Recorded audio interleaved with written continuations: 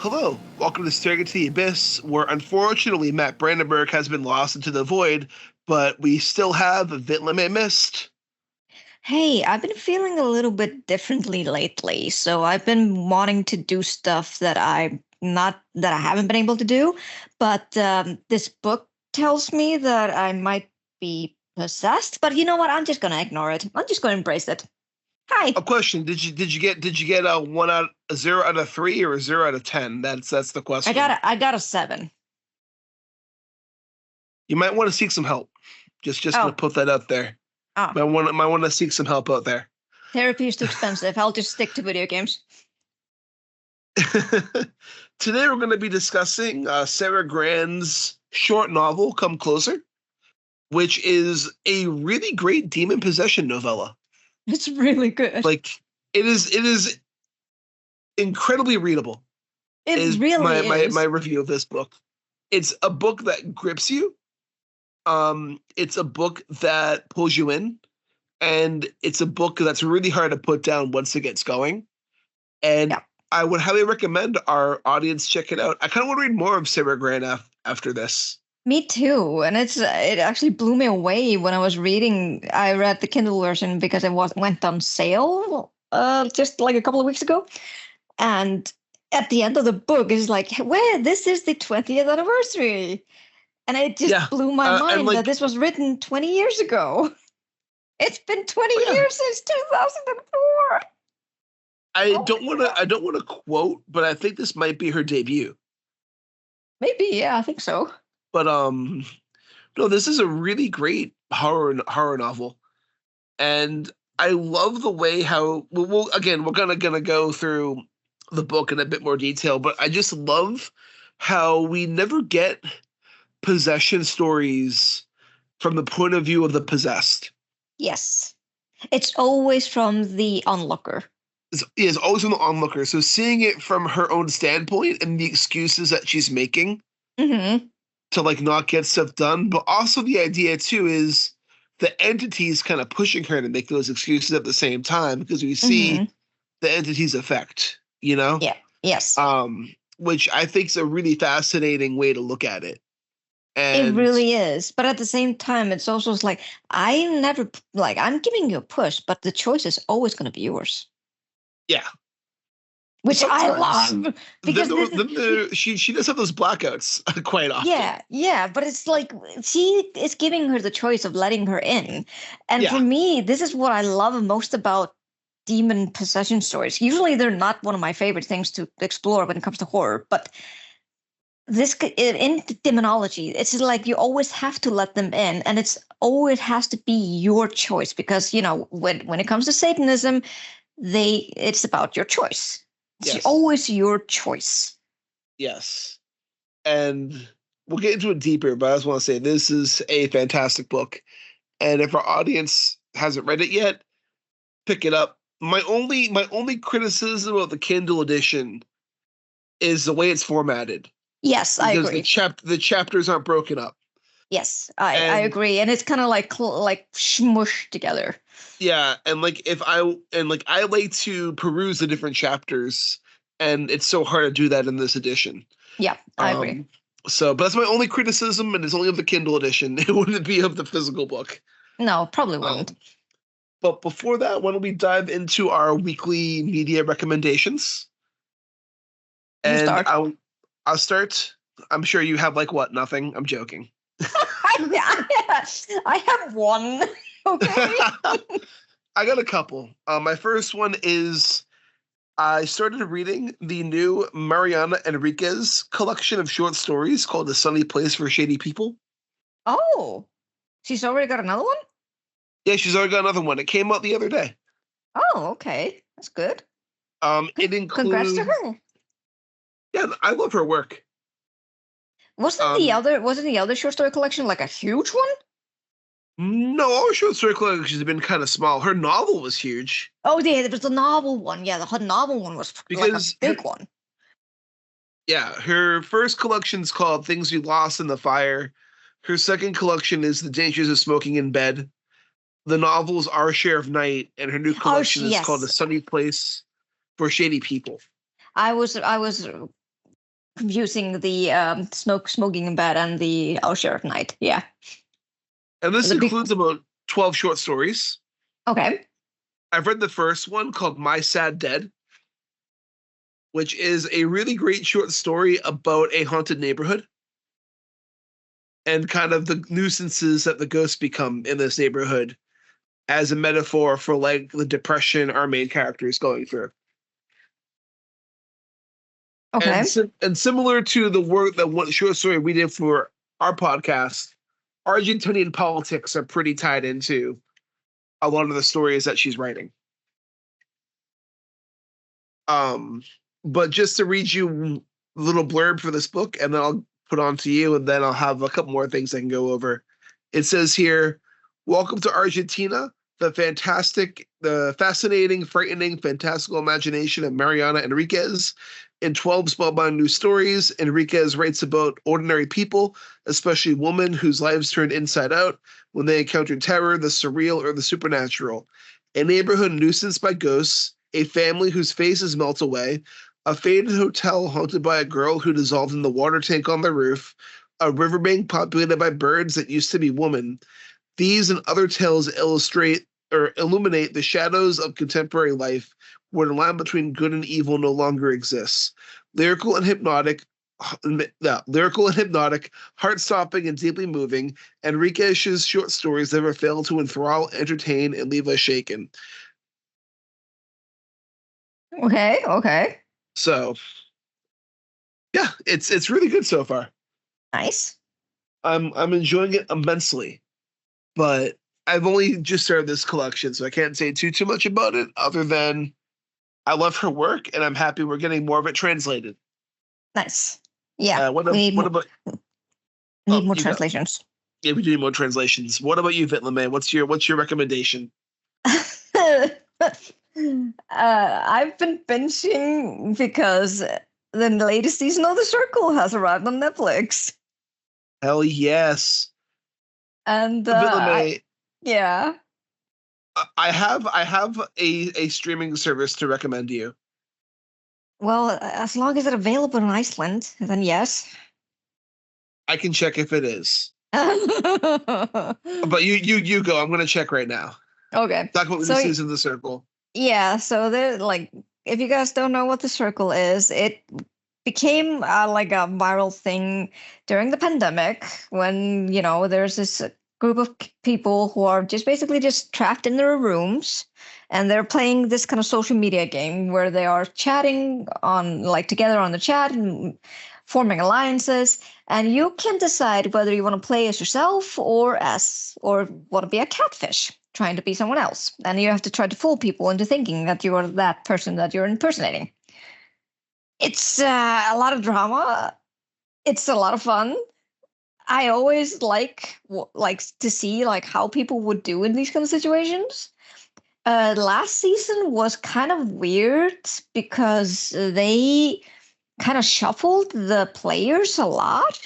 Like they did a lot of blockings and introduced new players like fairly quickly, including having an AI there, which was interesting, but they kind of threw that away within like 2 episodes. I would have liked to see how far it would go, just to see, like, because in this age, this is becoming a problem. But they didn't do any of that this season. So far, it's been more catfish. Like, there are a lot of more catfish in this season. And they're doing a pretty good job of, catfishing people. There's this especially there's this there are twin brothers who are catfishing one of the brothers' girlfriend. Like like her name's Gianna or something, and they're from Staten Island. And I just fucking love their accents. It's out of this world. Stereotypical. Hey, I'm walking here. Yeah. What you talking about? I do the horrible. I'm walking here. I do the horrible accents, but yeah, it's hey, so guys, funny. What's going on? They look like a typical Italian immigration family. It's out of this world how funny that is. Hey, I got some gabagool over here. Yeah. And then there's I another. apologize to any of our Italian American listeners. We And love then you. there is a 52-year-old woman who is catfishing a 26-year-old, and she like the on the profile she's like kind of looks like the typical babysitter girl, but when she's talking, she's a complete bitch. It's so funny. It's so funny. It's like, yeah, I don't like I'm around like college people all the time because I work at a college. I know how they talk. And then she fails at acronyms. Like she didn't even know what an NPC was, or HBIC. I thought that was really funny, and people were like, "How did she not know that?" And I was like, "Oh no, you're in trouble now!" But because she's a an actual HBIS, a BIC, she managed. She's still in the game, so it's No really cap, Sam. interesting. Yep, it's really funny, but there's a lot more backstabbing now, also. So it's more like they're amping up the drama. And I think there are Okay. only 4 episodes left. So next Wednesday will be the last 4 episode, and I still honestly don't know who will win this game. Usually, I'm pretty good at like kind of seeing who will win and who will not. But at this point, I'm like, I have no fucking clue. Yeah, honestly, The Circle's a fun show. I should probably watch this new season. Um, yeah, no, I do like The Circle, but the reason why I mentioned the streaming service, which I googled, it says it's available worldwide. Okay. It's called Dropout. Okay. You watch Critical Role, right? I do. Yeah. You know Brendan Lee Mulligan? Yeah. Dimension He's part of 20. Dropout. Yeah, Dimension 20 is part of Dropout. Oh. So Okay. Dropout has all the Dimension 20 shows, which are great. Lots of fun to watch. I love Dimension 20. Um, but there's also part of Dropout. So Dropout used to be College Humor. So half of it's Dimension 20, the other half is like ex-college humor people. Hmm. And it's fucking hilarious. So like one of their game shows that they have is called Game Changer. Yeah. And the idea of the game show is that the rules change every game. So every time they play Game Changer, it's a different game. And they don't know what they're playing until they start playing it. And they have to figure it out while they're playing. Oh, interesting. So like there's one where I'll ruin the joke for this one. One episode is called Yes or No. It's Brennan Lee Mulligan, Allie Beardsley, and like somebody else. And they're just asked the question, yes or no. And they have to answer yes or no. And he just goes through this for a while. And then people are getting points, and some people aren't. And the goal of the game is for them to figure out what the rule of the game is.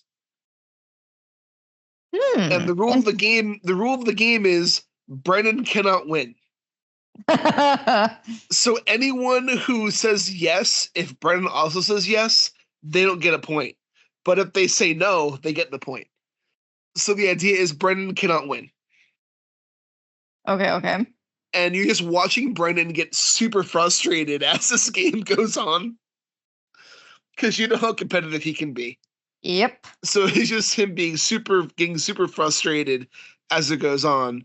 They have one the season finale of the newest season of the Game Changer is called Ratfish, and it's them doing a parody of The Circle, Oh, really?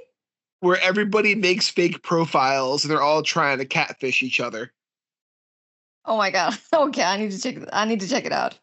And like and they all make fake profiles. Like one of them is a profile named Grandma, Granma, sweetie. Another Brandon Lee Mulligan, his profile is a bug with a big ass. What the hell? And He enjoys crawling under things, but gets trouble because his ass is too big and gets stuck. Allie Beardsley is Brennan Mulligan. Of course. That's the profile they make.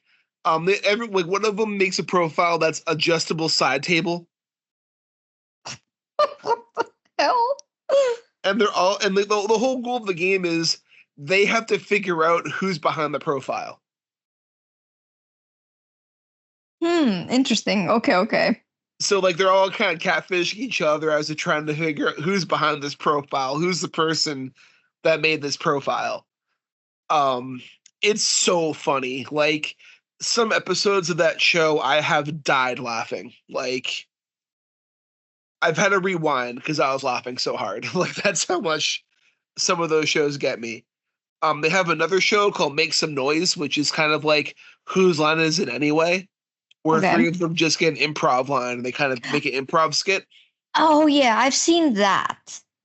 And that one's a lot of fun. That Mm-hmm. one's really funny. They have another one recently with the drag queen Monet Exchange called Mm-hmm. Monet Slumber Party. And it's like all like a drag based slumber party. They have one where like that's like them revealing like their dark secrets in front of everybody. Like all the shows are super fun. I could also see our listeners enjoying this too, especially like the Dimension 20 stuff. Because like a lot of the Dimension 20 stuff, they go into horror, they go into weird things.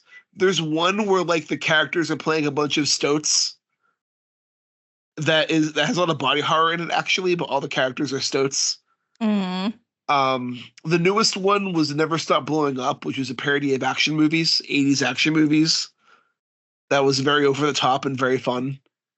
But yeah, I could see you enjoying Dimension 20 a lot. And I will say we are not sponsored by Dimension 20. No, we just love their Um, stuff. I personally just love their stuff. But Sam, if you're listening, hey, hey, I love your stuff. Please come on the Sam, show. Sam owns it. That's why I'm like Sam. If you're listening, but no, like honestly, the service is really cool, and I think you'd enjoy it a lot, bit, LeMay. Um, I have two more recommendations. I'll be quick, and then we'll get going. One is I beat a video game last week. Oh, you did? Warhammer 40,000 Space Marine 2. That tells me nothing. You know Warhammer 40K? Nope. The tabletop game, Warhammer? Oh yeah. Wait. Yeah, it's a It's a third it's, person shooter set in the Warhammer universe. oh, it's a video game? Yeah, it's a video game. Oh. They've actually the people behind Warhammer have been trying to make more video games. And this is like a sequel to a third person shooter that came out like 14 years ago. Hmm. But the idea of the game is it's kind of like okay, so I'm gonna not try to go on a rant, but I fucking hate how bloated video games have become. I love Baldur's Gate 3. Define bloated. Open world nonsense with tons of markers that you have to go and find and do the thing, and then it's another big open world. So you're walking around this big open map until you have this checklist that you're trying to check stuff off on the checklist for the sake of progression, but nothing really changes because it's just a big open world that is there to be like, hey, cool, look at this open world, look at how cool our technology is. Oh yeah. Yeah, I know what you Like, mean. I'm looking at you, Legend of Zelda. I'm looking at you, Assassin's Creed and Ubisoft and Star Wars Outlaws Mm-hmm. and yeah, Legend of Zelda: Breath of the Wild and Yep. um Horizon Zero Dawn. Although I do like Horizon Zero Dawn. Yeah. um, this is a linear third person shooter with lots of set pieces. It's a 10-hour campaign. You're in and you're out. Okay. It's a solid story, great action, linear levels, badass set pieces that make you feel fucking awesome as you're playing through them. You're like, holy shit, this fucking rules. Like one of my favorite parts is near the end of the game. Okay, so I'll have to explain Warhammer lore a little bit right now. In Warhammer, you have the Imperium of Man, which is pretty much picture fascist Rome on a galaxy level empire, and that's the Imperium of Man. Okay. And there are Space Marines. Space Marines are humans that are created and genetically modified using eugenics. They are between 7 and 10 feet tall. They are Dear very, very Lord. strong. They live for hundreds of years, The fuck? and they will not die unless they're killed in battle. Okay. And if they're mortally wounded in battle, their limbs will be replaced and they'll be put back in their armor to go on and fight some more. Dear Lord. Okay. Um, and it is an honor for a Space Marine where, let's say, they're gravely wounded in battle, but not dead. Okay? Like their brain's alive, but their body's kind of like non-functioning anymore. They'll take that torso and head and put it inside a giant tank-like militarized armor called a dreadnought. And all their purpose is to sleep and rest until they're awakened. And then they're just a giant walking piece of tank. Why am I That getting like cyberpunk vibes from this as well? that just blows shit up. This is just giving me like cyberpunk on crack. Just hey, me fantasy. I mean, yeah, it's pretty much like Warhammer is kind of like fantasy meets sci-fi on crack. There's one part near the end of the game where like you're fighting, and there's a dreadnought on that planet who's been asleep for like 1,000 years, and he's finally been awakened. And when you see him, he's like, "It's been so long since I've tasted since I've tasted battle, brothers." And then he's just like, I forget the person's name, but he's like, "I cannot take my anger out on this person, so his minions shall suffice." And it's just blowing the shit out of all these minions like Oh coming your my way. god.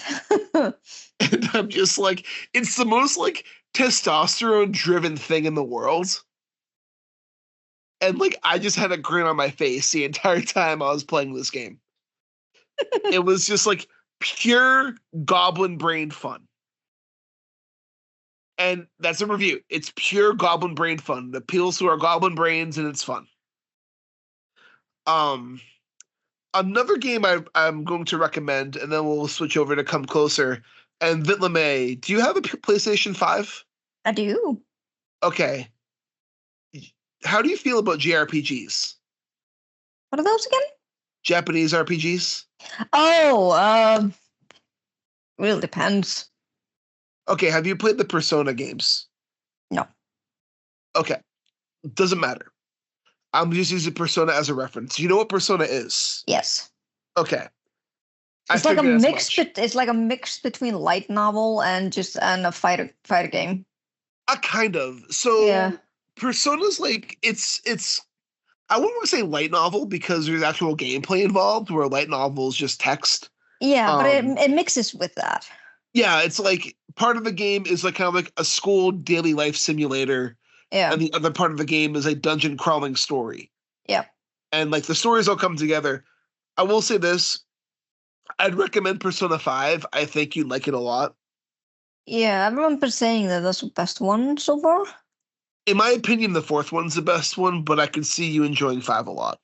Okay. It has a lot of it, like they're burglars, cat burglars. Yeah, so the premise of 5 is they're called the Phantom Thieves. And what they are is in the tantes. world is what? In Japanese, it's called tantes. Tante, Yeah. that means a phantom thief. Yeah, Tante.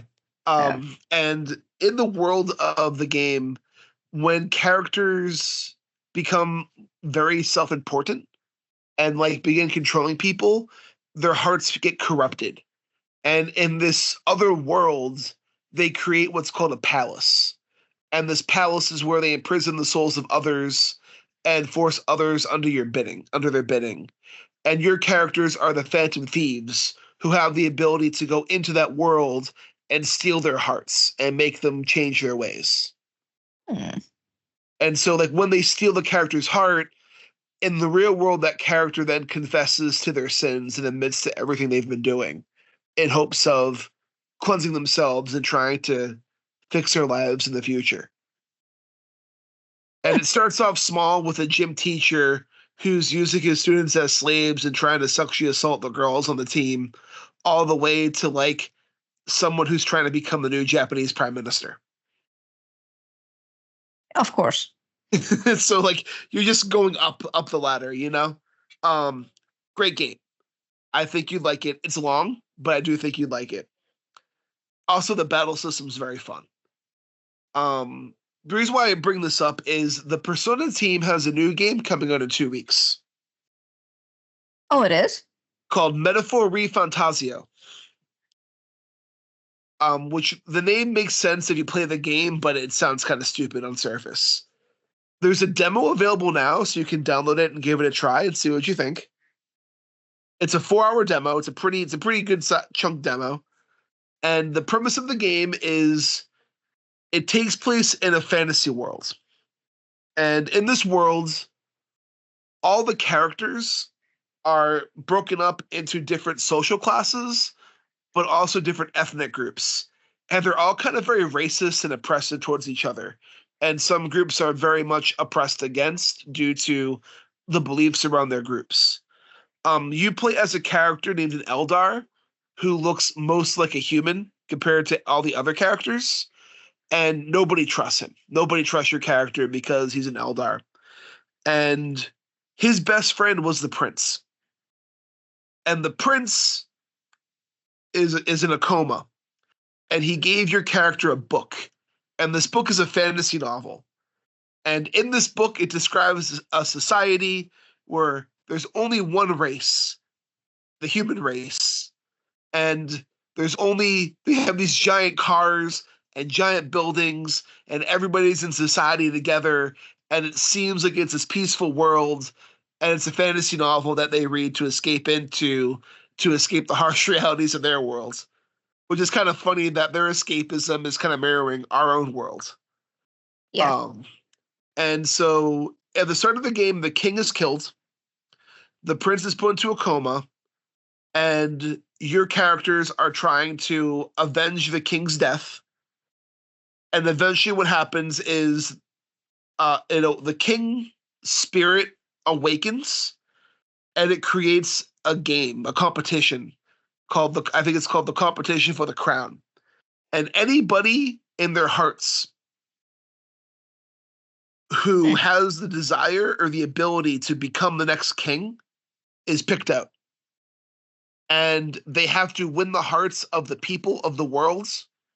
And the person at the end of this competition who has the most sway will be the next person to become king.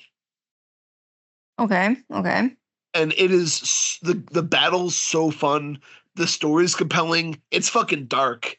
Like, one of your characters gets killed and a new character joins, and that new character was mentored by the character who was killed, only to have a necromancer revive the character who was killed, and you have to fight him as a boss.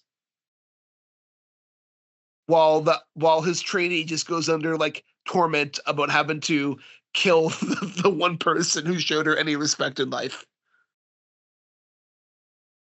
Like it gets pretty dark in places, but it's a Oh, really fun like fantasy RPG. okay. Like it's gonna be If long though. Like I think it's gonna be a long story, but the demo is a ton of fun. okay, if I have time, I'll need to check it out. Yeah, I'd say like give the demo a shot. It's definitely worth playing. Um, but yeah, I definitely think you'd like it because I don't know. I feel it's got a really cool sense of style about it, and yeah, it's just an enjoyable RPG with a really fun combat system. Alrighty. It's also no Baldur's Gate, but that's okay. Very few things are Baldur's Gate 3. I know. Did you see that Baldur's Gate 3 live play RPG with the voice actors of Asterion and Karlach? No, but I need to watch it. I've heard it's hilarious. Oh, it's so good. It's so funny. I know. I really hope someone will be kind enough to give me a cameo of Neil Newfont for my birthday someday. That would make my fucking day. I told one of my good friends about Asteria who has a thing for vampires. Yeah. And when she like heard his voice, she's like, I hate this. I hate this so much. Give him a chance. Give him a chance. Give the sassiness a chance. But it's a fine. People either hate him or love him. That's the thing. There's no middle. There's no middle ground for him. Yeah. I mean, honestly, I gotta get back to Baldur's Gate 3, but I got to the city of Baldur's Gate finally. Ooh. It's so overwhelming. It is. It is so funny.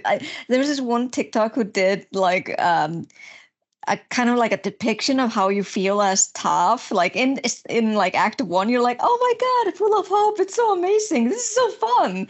And then in Act 2, like, oh my God, what the fuck am I seeing here? What is with this atrocity?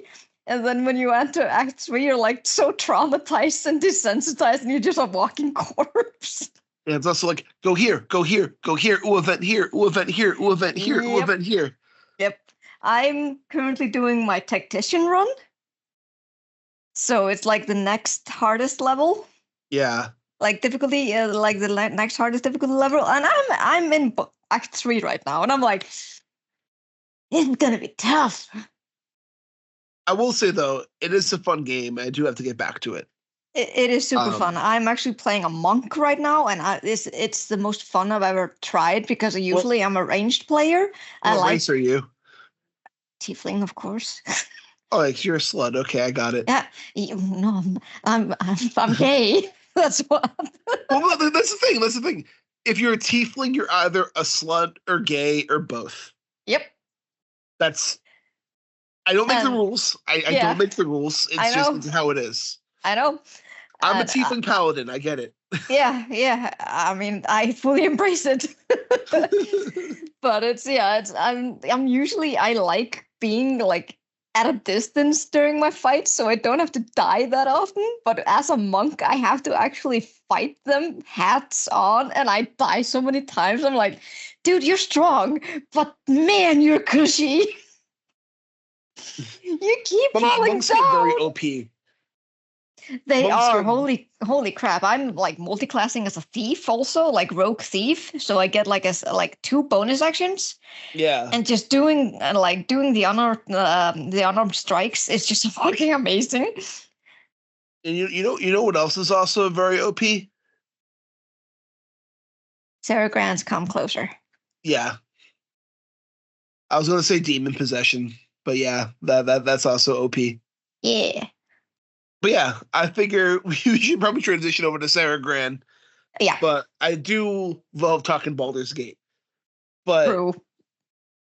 would you say I'd say it's a short novel, or would you say it's a novella, or would you say short novel? I thought at first it was a novella, but then when as I was reading, I was like, no, it feels more fleshed out to be a novella. Like, and I'm not criticizing that novellas aren't fleshed out, but for me, this was like a long, coherent story, but it wasn't long enough that it was dragging at all. So I think it's on the cusp, like at the very end of being a novella, but definitely like on the first steps of a short fiction. Yeah, or like a short novel. Yeah,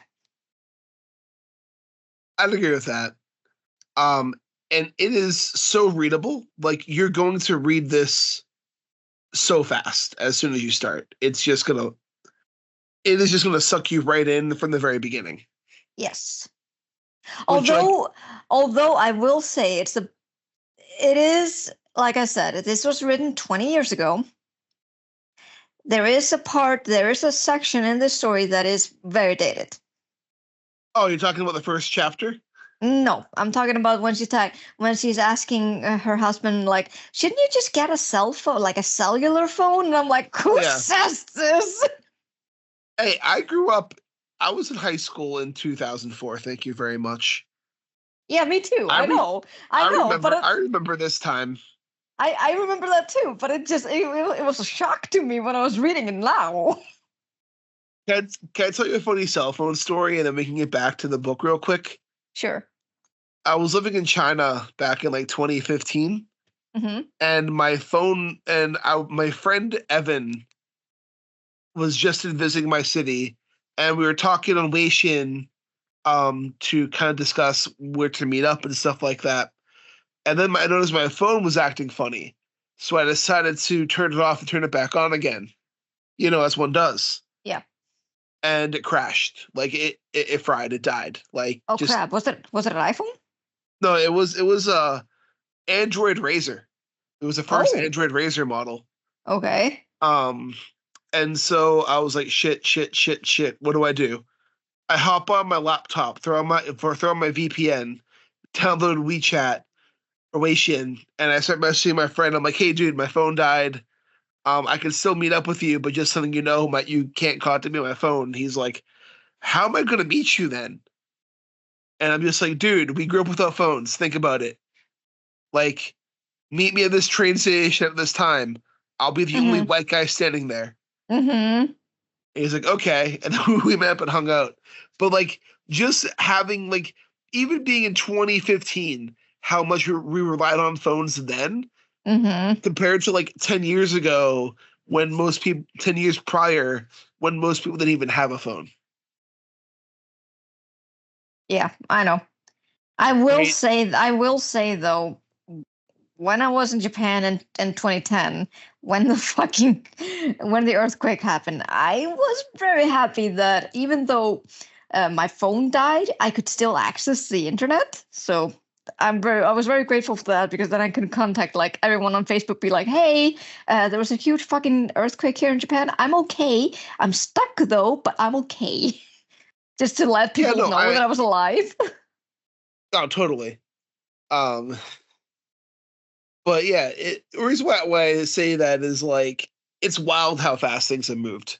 But I know. yeah, this came out Technologically, yes, 2004. we've moved a lot, really fast. Yeah, this book came out 2004, so some elements of it are dated. But man, this book reads so fast. Yeah. Like it's right from the first chapter when she puts the report down on the guy's desk and just this offensive stuff's typed up about him, and she's like, "I didn't write that." Yeah. And I'm like, "Wait, what? Okay, let's go on here." I will say And though, the ending of that first chapter was what drew me immediately. And I was like, oh yeah, me yeah, too. we've all been that fucking person who definitely thought of writing bad. Yeah, and I loved how like slow the possession starts, Yes. It's where subtle. it's very subtle, I love and that. and It's so subtle. And it's just like it's kind of just like these modern things that you would kind of like peruse as or like perceive as just a rebellious thing, because yeah, she's in her 30s, so she's like, I kind of want to do stuff that I've never tried before. having a midlife crisis. Yeah. And I totally got that. I was like, I like this. I liked how the demon possession was kind of like inching on towards her, trying in her perception to become more like a better version of herself, Yeah, because she kind of denies that it's not like a better version of herself, because she's been like, as he said in the story, she's been spending so many years trying to be the perfect woman for her husband, basically. yeah. And then these little signs, these little acts of rebelliousness just kind of happen. And for me, like this, for me, it didn't read as demonic possession. It read really feminist. And Yeah, I was actually rooting for more of this to happen. until it got more demonic as Yeah, it went. exactly. And until it got off the rails, I'm like, oh no, you need to pump the brakes a little bit. Pump the brakes. Pump the brakes. Especially when Yeah, it's I like, mean, like, especially at the time when she's like, I think I might have killed someone, and then she just yeah, brushes it off, and I'm like, No, no, no, no, no, I no. love I love Go the back way to that that. scene goes too, because she's like, "Huh, these spots weren't on my dress before. What happened?" Yep. And then it's like, "Oh, some guy was killed by a box cutter, Like by the magazine salesman." yeah, in the newsstand that I usually occupy. I was there yesterday. Oh well. Yeah, I'm late for work. oh, she's like, "I think I might have killed him, but oh well." Yep. It's this nonchalantness. I love that. And her husband was so fucking aloof. I fucking hated him. Immediately when she He was introduced him, like, I was like, this guy, I hate him. He is the worst. he was like so he's gonna deconnected from everything. yes, he's gonna gaslight her, and then he is gonna, do everything that I expected him to do, which is cheat on her.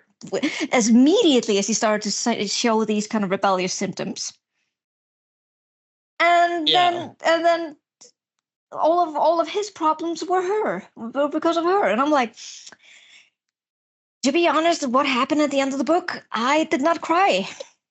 I was actually kind of woohoo, finally. Actually, kind of surprised he didn't do that sooner.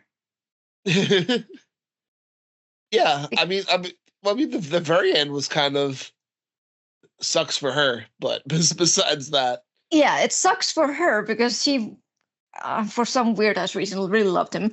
But yeah, she was better off without him. That is, if she wasn't well, being demonically possessed. yeah. But I love like how much she brushes off the possession. Like, there's all these things that happen that could have helped her. Yeah. Like when she got that liquid to wash with from the nun lady, Yeah. and then she was like, "I don't think it's working," and then just stops using it.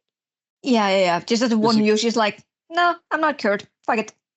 yeah, or like or when she goes to the people who make the demonic possession magazine. Yes. I thought that was kind of cool.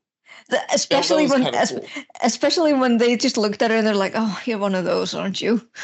And then and then when she started saying everything, they were like, "Oh shit, you actually have something." Oh fuck.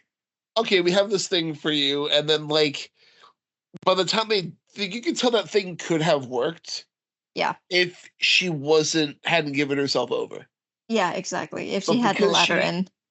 but because she had already let her in, it was too late. Yeah. And that's what I like about the horror of this novel is because like once the characters realize stuff, it's too late. Yeah, she can't do anything. That's what's really horrifying about it. She's just a puppet. Yeah. I really like, it was really horrifying to see her like describe being like, hey, I'm watching from basically a bird's eye view, someone, that person, that fucking demon using my body, fucking some guy that I don't know, and then I have Yep. to leave, and then I have to deal with the mess afterwards. Yep. It was And really horrifying to see. oh yeah.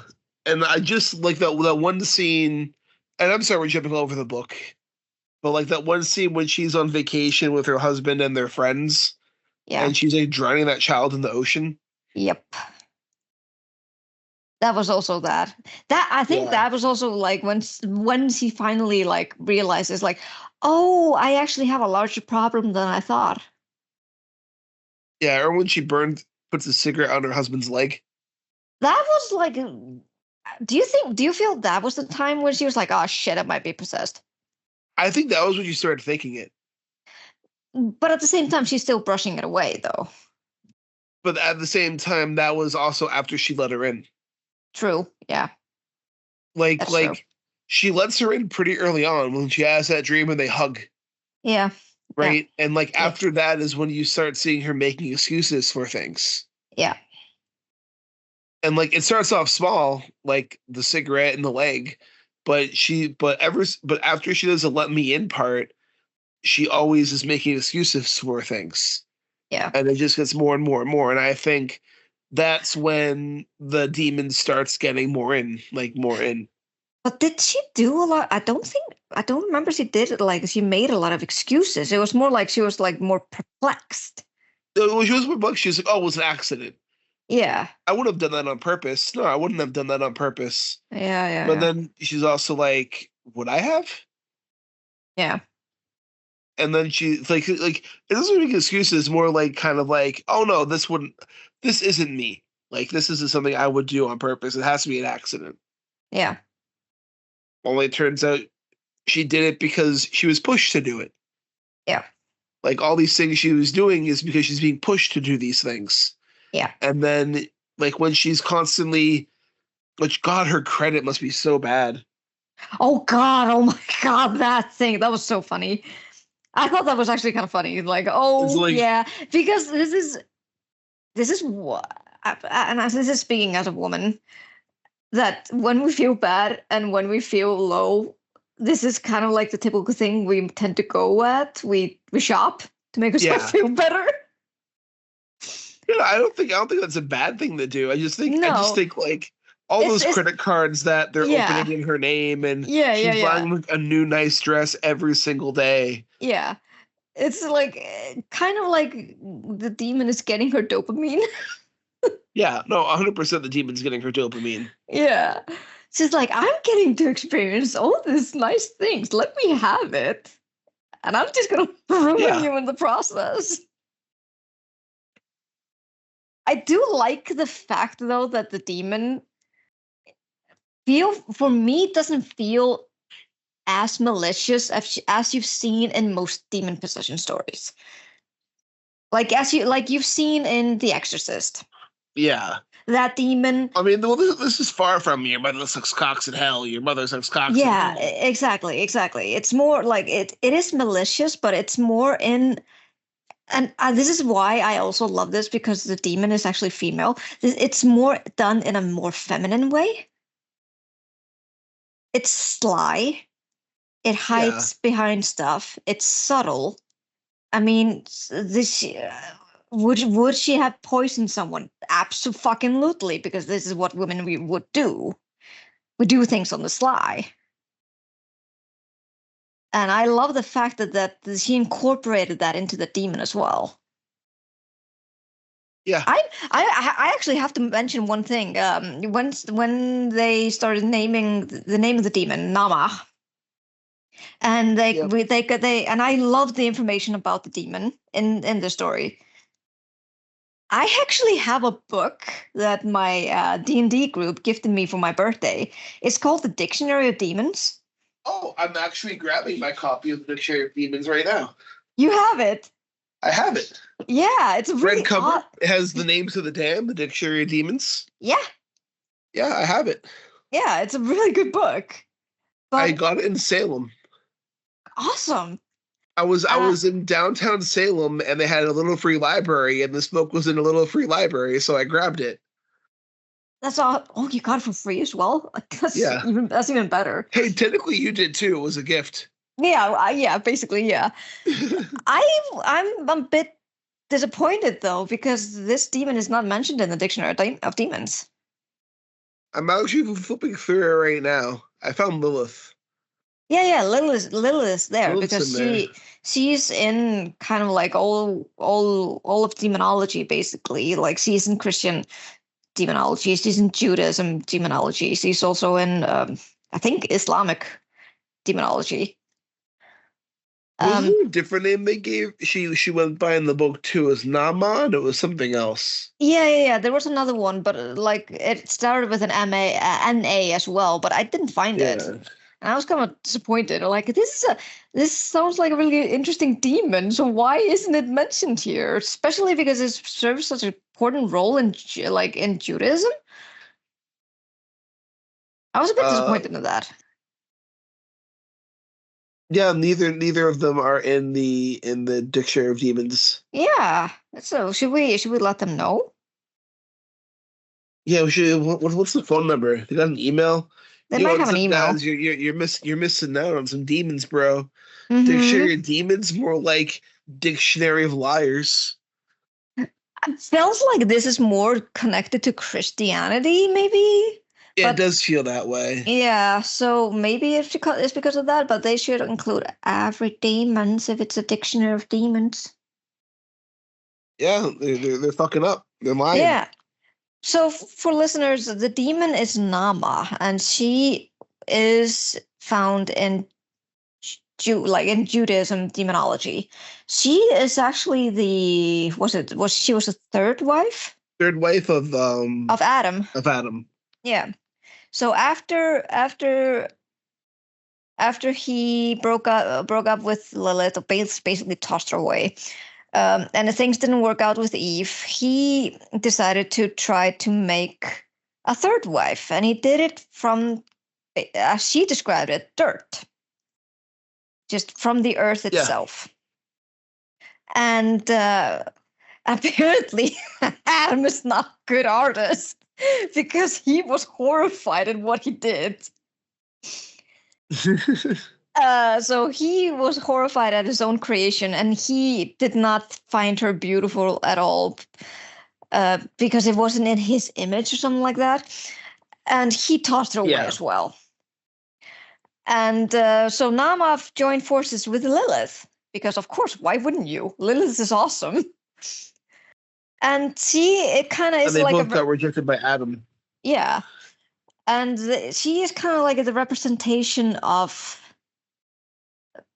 desire.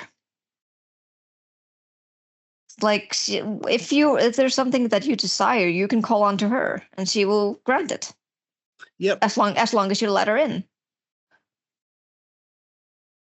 And she's also just not only representing your desires, but also her own desires, because she was tossed out, so she didn't get a chance to do whatever the fuck she wanted. So yeah, and she uses giving you your desires, so you let her get her desires. Yeah, it's a even two-way if it street. even if it leads you to have a horrible existence by the end of this book. Yep. Because living your life by seeing someone else use your body is diabolical. Yeah, it's probably not fun. It's diabolical.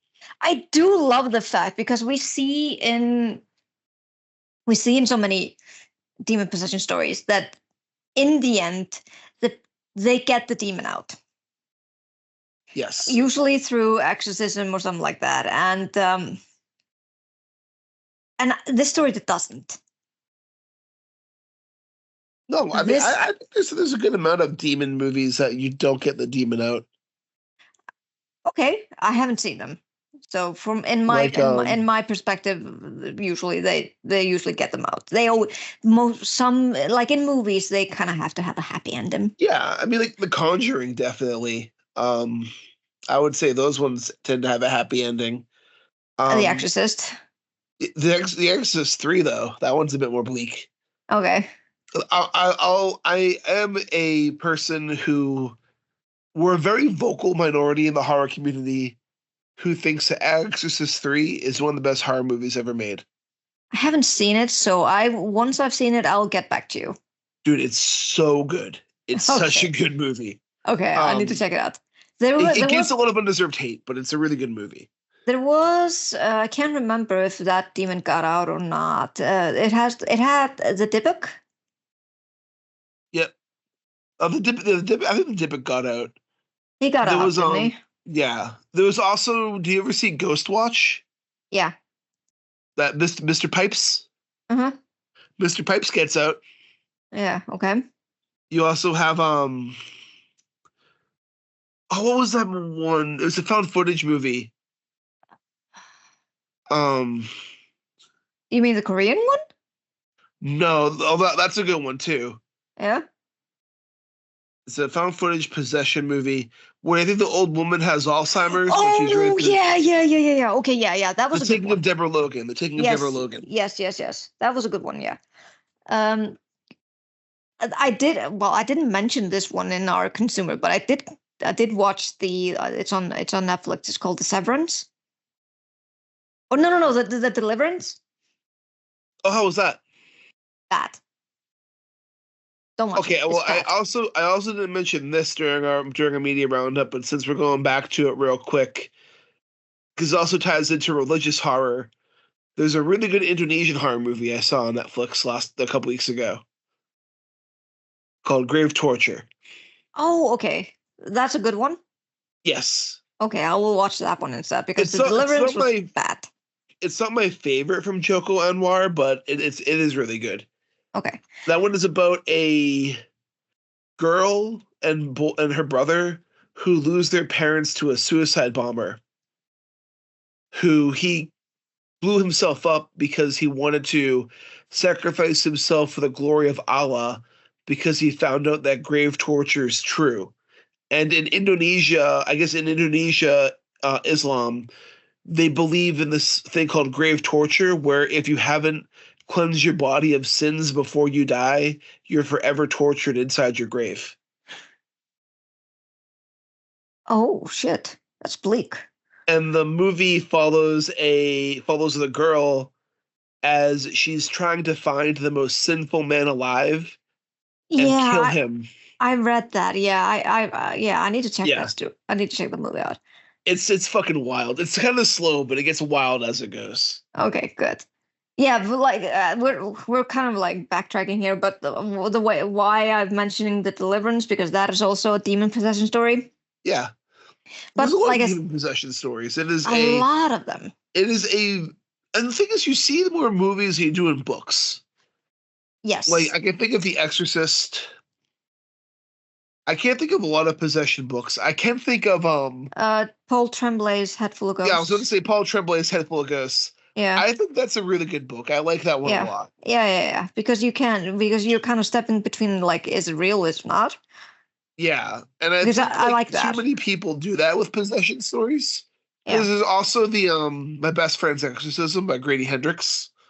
That was a meh for me. It was, but it was I like that it was one. yeah yeah it was enjoyable. I The watched movie's the movie terrible, sucked. But yeah, the movie sucked. but the book's good. Yeah, the The book's book's okay. enjoyable. Not his best book, but it's Yeah, okay. yeah, it's okay, definitely. Um, But but but I I love I how do direct this. Oh, sorry, we're cutting yeah each yeah other I off. no yeah I agree. It's very direct. I just love how direct this book is. It's clear what's happening.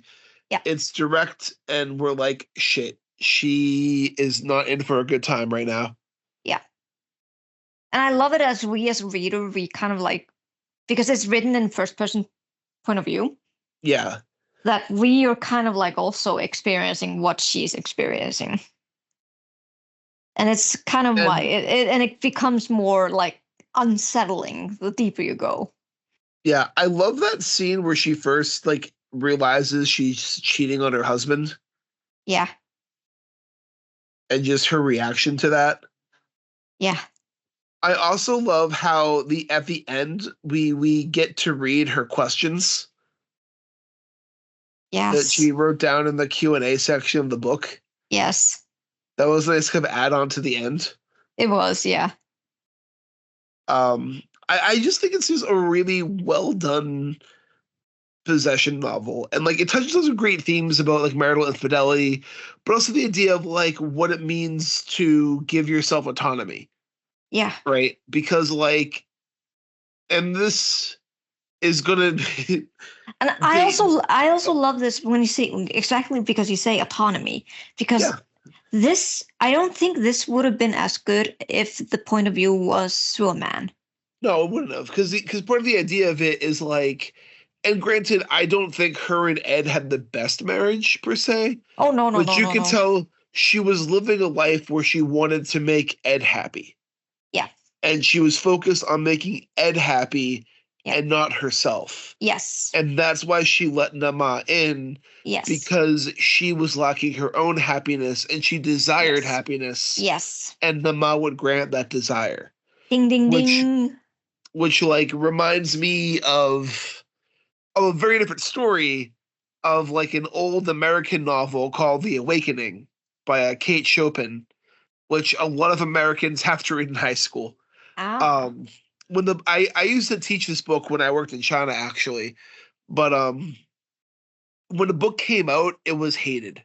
Like people called it vile, they called it pornographic, they called it all these things. Hmm. But the idea is it follows a woman named Edna Pontellier, and she is on a vacation with her Creole husband, Mm-hmm. Louisiana, New Orleans, and she goes swimming into the ocean, And as she's swimming in the ocean, she begins experiencing these new emotions.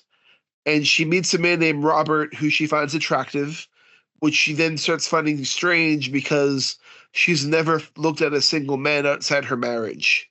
Mm-hmm. Then she realizes that she has spent her entire life trying to make other men happy. Mm-hmm. First, it was her father, then it was her husband, and now it's her husband's children, and well, her and her husband's children, and she never spent any time on her own happiness. And Mm-hmm. she begins living life for herself instead of for her duties. And it follows the social repercussions of that. It follows her having an affair on her husband. It goes into her neglecting her children for her own happiness.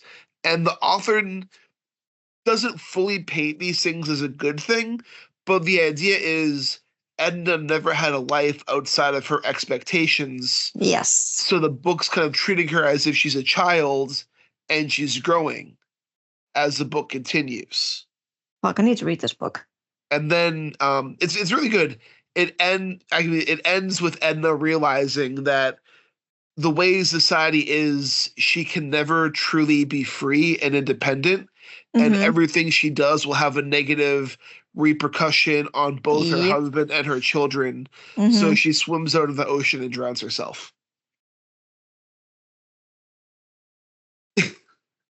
Yeah. um, That I mean, it's it's a this makes me angry and sad at the same time. it's a really good book. Like it is a really good book. It's a very early piece of American feminist literature. Um, and you can kind of see a lot of like, You can see the similarities in this book for yeah, sure. This is the like modern version of it. yeah, it's like I felt like reading this book, I was like, oh man, like she definitely was influenced by The Awakening reading this. Mm-hmm. There's also another one that comes to mind, which is actually written by a man, but A Doll's House by Henrik Ibsen. Okay.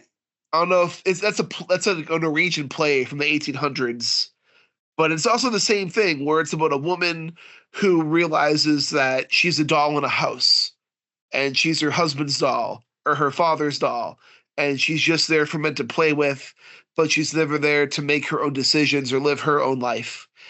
And the play follows the repercussions of her making her own decisions and living her own life, which ends with her leaving the family to live life by herself on her own. Which, written by a Norwegian man in the 1800s, is pretty progressive thinking. Yep. Yep. Most definitely. Yep. So like, I have a question. I have a question for you. yeah. So since we're talking about these points, do you remember the scene when he is when his name was Henry, wasn't it? The husband, Her husband, yeah. Ed. Ed, yeah, yeah. When Ed suggests that she goes to therapy. Yeah. Okay. Do you and the physician she went to? Do you think like how the physician was acting? Do you think it was because of the influence of Nama or because the physician was having sex with Ed? Okay, I'm of two stances on this, okay? Okay. Stance number one, when I first read the scene, I actually read it as she never went to the therapist, and the Okay. mom made her feel like she went to the therapist. Okay. I read it as the mom trying to make her feel like she saw the therapist to Okay. then discourage her from going to the therapist. Interesting. But in Okay. the back of my mind, when they first started talking, I thought the therapist was having an affair with Ed. But that also comes to mind as well, regardless of the therapist having an affair with Ed, because we don't know who the woman fully is by the end of the book, do we? Unless I missed a detail. You mean the one woman he's having an affair with? Yeah. He doesn't name her. Okay. I know we just have a description of her hair. Yeah. and it's similar to that of the therapist. Yeah. So you can make an inference. No, well, Um, the reason I thought was because she asked her about the beach, and Amanda, the narrator, the one who's yeah, possessed, she was like, "I didn't tell you about the beach, or that's we why I thought it was. ever going to the beach." So, so my thought instantly went to, "Oh, she's the mistress. Never mind." See, my thought instantly went to it was Nama when it came to that scene. The first time I thought it Interesting. might be the mistress. Once it started mentioning the beach, I thought it was Nama because a therapist mentioning that No, no, means no, no. It wasn't the therapists. She only met the therapist this one time, like for this one oh speaking yeah, oh yeah, session. This is yeah, the yeah, yeah, physician. the physician. Yeah, Oh yeah, so even the physician mentioning the beach, right? yeah. That would be breaking like some patient confidentiality. Oh yeah, for sure. And like, But if you're having an affair and she's kind of instigating like, "Hey, bitch, leave your husband because I'm yeah, taking him," it but might make sense. it could make sense, but also Amanda could definitely go to the hospital or whatever and be like, hey, revoke this person's license to practice. True, but given what we've read about Amanda, she's not the kind of person who would do that. Yeah. But I'm just saying, like it came to mind for me being the mob because of the mention of the beach, because Yeah. I wouldn't think of a doctor or physician doing that personally, even if they're having an affair with the husband. I wouldn't think of that happening personally. I'm not saying your reading is incorrect. I'm just saying I No, instantly no, no. thought it was the mob No, exactly. There are many interpretation you can always take from this. because we, Uh, we know Nama has given her visions before in the past. yeah, exactly. And we know Nama's played with her memory before. And we know Yeah, Nama has done those things before. So, yeah, like, which also makes Amanda an unreliable narrator in senses of that as well. yeah. I know, but Which there's it's lots of just layers to this book. It's a short book, but it there's has a a lot lot. It going has, on. yeah. There's a lot of layers here, but I still had the feeling like I knew immediately he was having an affair, especially when he was being kind of like getting Oh, I knew he angry, was having an affair. getting angry All the of fights. not getting a cell phone. I'm like, bitch, what the hell? And Yeah. all the nights he spent being late and then being angry that she wasn't ready with dinner. I was like, Yeah. yeah, you're And then projecting. and then all the fights they're having. Yeah, Like it's you're not it. gonna fight every day with your wife Uh-huh. and act like you're not Unless sleeping around with somebody else. exactly, unless you're projecting so you can have a reason to make it end. Yeah, like that's really Shitty. yeah, it is shitty, but like that's kind of how I saw it as was Yeah. like he's obviously having an affair Oh yeah. because of how they're acting. Yeah. Um, Which is kind of why I was not mourning the fact what happened to him what happened to him in the end. I felt bad for I wasn't sad Amanda. about what happened to him in the end. Yeah, I felt really bad for Amanda because this wasn't of her own volition. Like Namath was basically guiding her to do this.